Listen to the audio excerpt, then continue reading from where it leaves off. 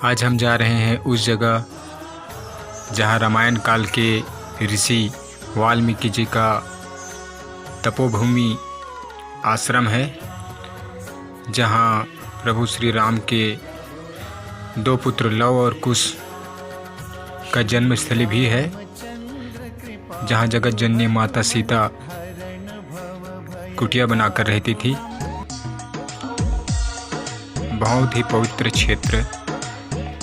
महासमुंद से अपनी यात्रा को प्रारंभ करेंगे तो तुमगांव से सिरपुर में श्री गंधेश्वर नाथ महादेव जी का प्राचीन मंदिर है, जहां देश विदेश के लोग आते हैं, क्योंकि ये अंतर्राष्ट्रीय पर्यटन स्थल है। गंधेश्वर महादेव के दर्शन के पश्चात सिरपुर से आगे बढ़ने पर आपको श्री राम वन गमन मार्ग का ये बोर्ड दिखाई पड़ेगा। आज मैं आया हूँ श्री राम वन गमन क्षेत्र वाल्मीकि आश्रम लव कुश जी का क्षेत्र। इतिहास और पौराणिक मान्यताओं के अनुसार यह वही स्थान है जहाँ प्रभु श्री राम के पुत्र लव और कुश का जन्म हुआ था। यहाँ माता सीता कुटिया बनाकर रहती थी। तो आइए आगे बढ़ते हैं। अब हम लोग यहाँ से जा रहे हैं सीता माता का कुटिया, जिसे मातागढ़ भी कहा जाता है। यहाँ से शुरू होता है सीढ़ी। यहाँ से लगभग 270 सीढ़ी के बाद सीता माता का कुटिया है। झरना, पहाड़, नदियाँ, गुफाएं, बहुत ही मनोरम दृश्य है यहाँ का। बहुत ही सुंदर प्राकृतिक सौंदर्य है यहाँ।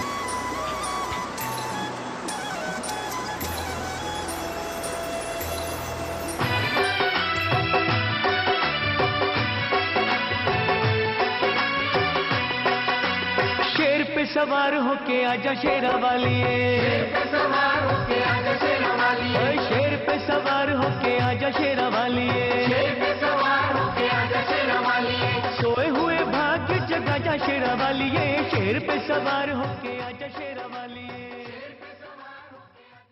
और फाइनली अब हम उस स्थान पर पहुंच चुके हैं जहां पर रामायण काल में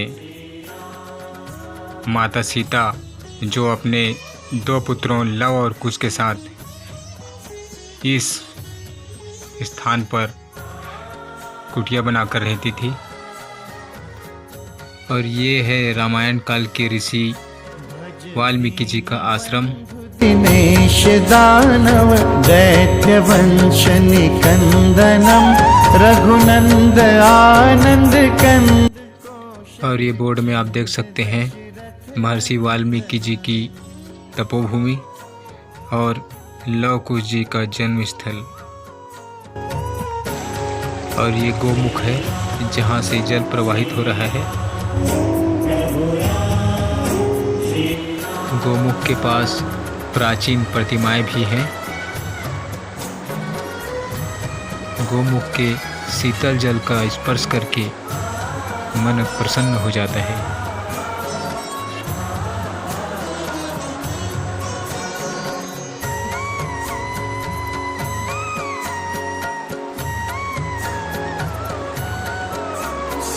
मुकुट कुंडल तिलक चारु। ये गोमुख है जहाँ से लगातार जल की धारा प्रवाहित होती रहती है। आप धर संग्राम जित खर दूषणम।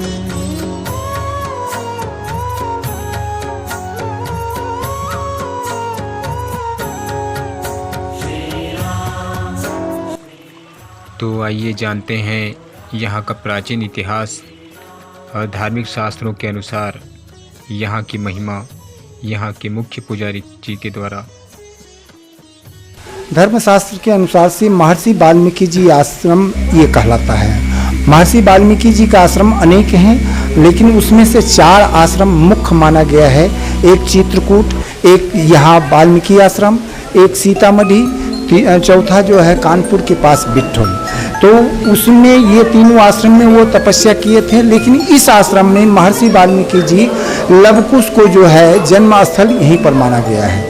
ये इतिहास साक्षी है, वाल्मीकि रामायण रखा हुआ है। वाल्मीकि रामायण के आधार पर के जो है लक्ष्मण जी 2 दिन रथ दौड़ा करके सीता जी को वनवास की जो दोबारा बात हुई थी उसमें उन्होंने दिया, तो उसके आधार पर हमको कुछ कल्पनाएं के द्वारा, और इस नदी का नाम है बालम देही। देखिए बालम देही, बालम नाम पति को कहते हैं। तो वाल्मीकि रामायण में यह आया है कि महर्षि वाल्मीकि जी सीता को जी को तपस्या करवाए थे। क्यों? कि पति से मिलने के लिए, पति से मिलने के लिए उनसे तपस्या करवाए। इसी बीच में वो बच्चे लोग जो थे वो सामग्री लाते थे, और सामग्री लाने जब गए तो उसी समय राजा राम, भगवान राम का यशमेध का ये कोई घोड़ा छूटा था, उसको उस पठार में उन्होंने पकड़ा। ये सामने बहुत लंबा चौड़ा पठार है।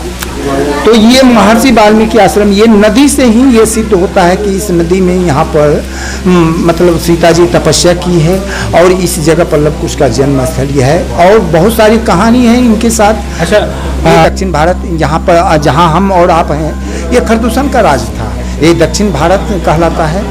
और इस जगह से इधर भगवान जो पैदल यात्रा किए थे राम वनगमन में, विशेष करके जब चित्रकूट से वो चले तो यही रास्ते से आगे वो बढ़ते गए, आगे किष्किंधा गए जो नासिक कहना चाहिए, मतलब बम्बई के पास में है, और उसके आगे किष्किंधा गए। जी जी हाँ, यहाँ के राम वनगमन में है। ये इतिहास, ये हमको बताने की जरूरत नहीं, इतिहास उनको मिला, उस इतिहास के आधार पर जो है कि वो राम वनगमन का ये महर्षि वाल्मीकि आश्रम को ही।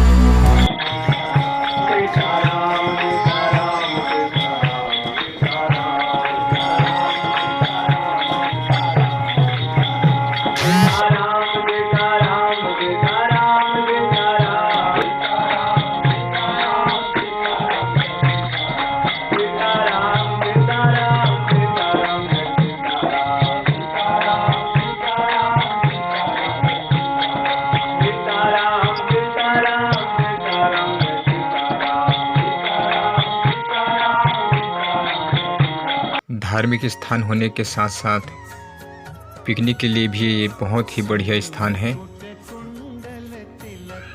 आप लोगों से एक निवेदन है कि इस पवित्र स्थान पर जब भी आएं तो यहाँ का मर्यादा बनाए हुए रखें, मांस मदिरा का सेवन न करें।